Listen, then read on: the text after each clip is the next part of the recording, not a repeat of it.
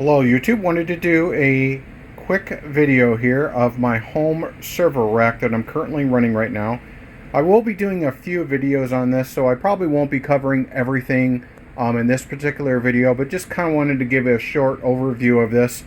I've been working on this now for about 3 years now, building this thing out.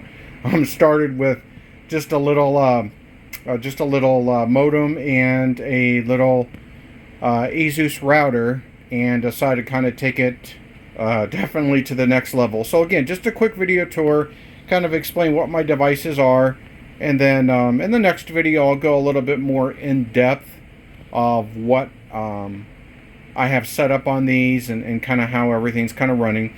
So I have a StarTech 42U rack. This is a 4-post open that I really love. I did have an enclosure one, but you know, most enterprise environments we just do the open rack. It's a lot better for heat dissipation, and it's a lot easier to access everything, especially with this much equipment on here. Just makes more logical sense. So kind of starting at the top here, again, there's my my StarTech there. Just got a little Dell monitor. I use that to remote into one of my servers. It was having issues with the iJack, but got the iJack resolved, so I don't really need too much. I just keep it there just in case.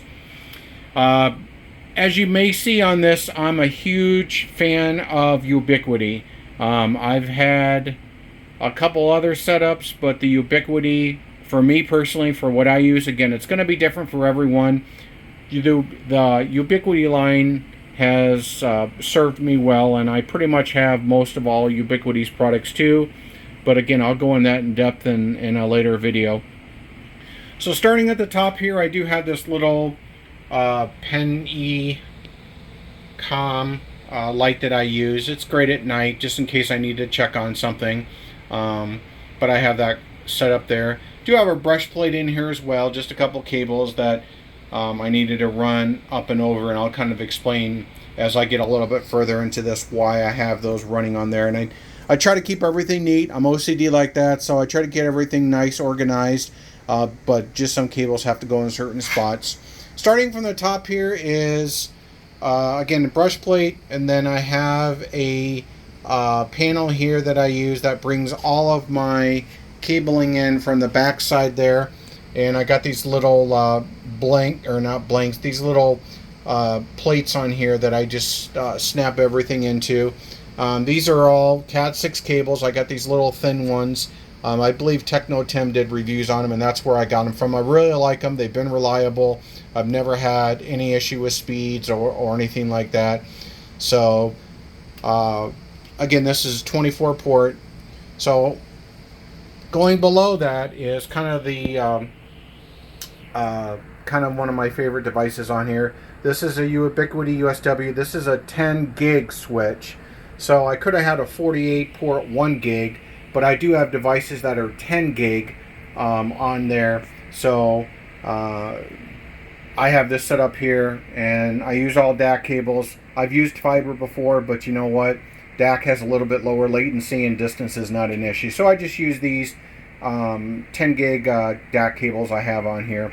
So how this one works, of course, on this SFP port here, it just runs over to my route, or my Ubiquiti gateway firewall that I have set up here. So again, 24 port 10 gig switch on here. Going below, I have the USW UDM SE Pro. I love that because there are some additional features over just the UDM SE. I'm running Mediacom, which I love it. I got a gig down, 250 up. So got my modem down there, and that's running to this port here. This is my WAN in port, and then of course this one here underneath it is my secondary LAN port, and that runs to my aggregation switch, and I'll explain that in a little bit. But I don't have anything plugged into here. I know this is 1 gig shared, and I have plenty of ports, and I'll show you down on the lower part of the rack, so I don't need to use this. Didn't really want to clog all this up, but that's kind of how I got that set up there on my firewall. I love Ubiquiti. I love it's easy to do firewall rules. again, in later videos, I'll kind of show how I have everything set up with my firewall and my additional VLANs and everything that I set up. I don't use the internal hard drive here because I do have a UNVR, which I'll go over in just a moment, but love this device too. Going below it is my 10 gigabit aggregation switch. I do have devices on here that do run 10 gig. Also, with me running SFP 10 gig on some of them, it's better to have this because obviously I don't have enough ports on the UDMSC to do that. So here's my 10 gig aggregation switch, and it serves me well in there. I do have a lot of devices that have 10 gig NIC cards for my servers. One of them is for my UNVR, and then I believe I have my RPS linked on there as well. But I love this device on here. Again, gives me a lot of workability for my 10 gig on there. With these two here, these are two 10 gig ones running to one of my servers. Wasn't really a lot of places I could go, so I just ran them here. Again, same thing with this black one. This is another 10 gig NIC that I have installed as well, so I can run a couple of my servers on 10 gig. Below that is my UNVR that I have. Again, all Ubiquities. I've got some G4 cameras. I've also got a Doorbell Doorbell Pro that I'm also running as well outside. These are this is two 8 gigs running RAID 1, so this way everything's backed up. I love it. Don't need all 4. 8 gigs is more than enough for the cameras I have. Most of all my cameras are Waze cameras. I love them, but a couple of them I do run Ubiquiti as well, but Waze is what I use for most of them. Again, I'll get into Waze in another video. It's the best suited for me right now until I get more wiring done. Below is my Ubiquiti RPS on there. I've got that cabled in back as well. So I've got one running to my, let's take a look here. Right now I've just got one running to my UDMSC. I got to get 2 more cables so then I can have redundancy for I believe the switch and the there's one other device that'll support it as well. So it's nice to have. I love it. I've got ups plugged in as well, but it's nice to have that. So 5 devices right there for Ubiquiti right there. And I have another one below, but I really like it. I don't think, other than the software firmware updates, this thing has went down once, knock on wood, in that respect. So it's been very, very reliable. I do have set up to where, of course, I can remote in and everything remotely. Again, go over all that in a separate video. So going down, that is my area surfboard modem. That's an SB8200. That's my 1 gig cable modem coming in from my ISP. It's been very reliable. I actually bought a backup. I think I've had this thing for 3 or 4 years. This is a DOCSIS 3.1 modem. So right now a gig is the fastest I can get. Again, it's cable. Never had a problem with it. We do have fiber available, but it's twice as much for half the speed. So why would I want to do that? So he's been very reliable. This is my Intel NUC that I have. I specifically use this machine for RDP when I want to do torrenting. It's specifically for that, so I don't have to have a machine on for 2 or 3 days. I may download a 400 or 500 gigabyte file that I need for my main ROM emulations, movies, stuff like that. So this little guy here, I've just got it set up 2 ports. I've got one NIC port. I've got one set up on a USB to Ethernet. That's my RDP, and then the other one is just for the internet connectivity. But all he does is I remote into him, set the things I want to download, and it always stays on, and then I'll just move them to my share or wherever they need to go. So I love this NIC. This is a 2 terabyte NVMe module, and it's got 64 gig of RAM. Like I said, never had a problem with them. Below here is my Western Digital MyCloud PR4100. This is a 16 terabyte running RAID 5, I believe, on here. So, or actually it's 32 terabytes, 24 availability with RAID 5. So this is my primary backup for everything. So everything, all my Plex movies, files, all the important stuff, it goes directly to this. And this is done, this backup is done every night. So this pulls in the data from all my machines. I've got a lot of legacy machines too as well. And we'll go into those in another video. Everything goes to this one. So it's been very reliable for me. It's only 1 gig. I'm thinking about upgrading to 10, but there's not a lot of bandwidth going in during the day. So don't really think that I need to, go to Synology route or something like that and pay big money right now when I've got this one working and it's just fine. Below here is my old faithful. This is a Dell PowerEdge R630. This is a 1U. Very reliable. I'm not using it right now. I was using to virtualize things like Pi-hole, Kuma Uptime, and a Windows 10 machine, but I split those into dedicated devices. I've got a Pi-hole and Kuma running, and I'll show you that device. So he just kind of sits there right now. It's got 4 SSDs in it, 2 terabyte, and I can play around with it. Sometimes I'll run RAID 0 if I don't really care about anything, but of course most of the time I'll just run RAID 5 on it. So it's been very reliable on there, but I'm not using it at this moment. This is my old guy. This is my R820. This is the big boy. This is my oldest server. I actually still use it from time to time, but with me virtualizing or clouding a lot of services I run, I don't have anything set up on it right now.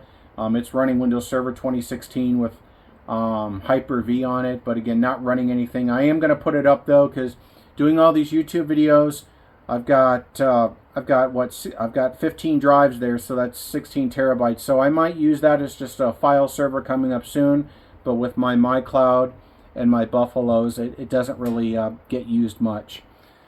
Down below that is a Ubiquiti 48 port 1 gig switch. So these devices here are devices that are just fine with 1 gig. I didn't have to put them on the 24, but it's kind of an overflow. Love this switch.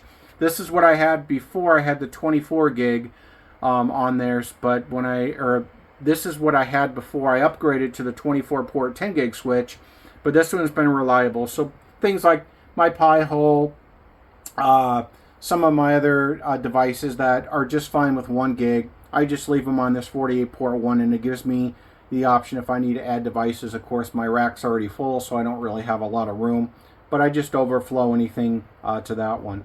Below is my newest server. This is an R340. Go into all the specs later, but this is running 3.5. This is running 4812. This is running 16 terabytes RAID 5. So I've got 32 gigs. So I got 24 terabyte that I use. This is my Plex server. So all my movies, TV shows, everything goes to this guy. So I've got 3 NIC connections on this one. Again, I'll go into details in another video, but this one, all he does is Plex, so I don't need SAS drives or nothing. 3.5s run, and these are run probably have a lot more longevity than a SAS drive was. SAS drive would use. So use this for all the Plex in the household. Below here, I have a couple Buffaloes. I love these guys. The one on the top, that's a 32 terabyte. RAID 5. This is my secondary backup from my MyCloud. So everything else from my MyCloud goes to this one. So got to have a secondary backup. I've been running this one for a couple of years now. It's absolutely phenomenal. I haven't had to replace any drives or anything like that. So again, secondary backup for anything I need there. And I've got VHIM installed as well. And that does for all my virtual machines and all that. I'll get into that in another video. Below that, that's a 16 terabyte Buffalo. I don't use this one that much.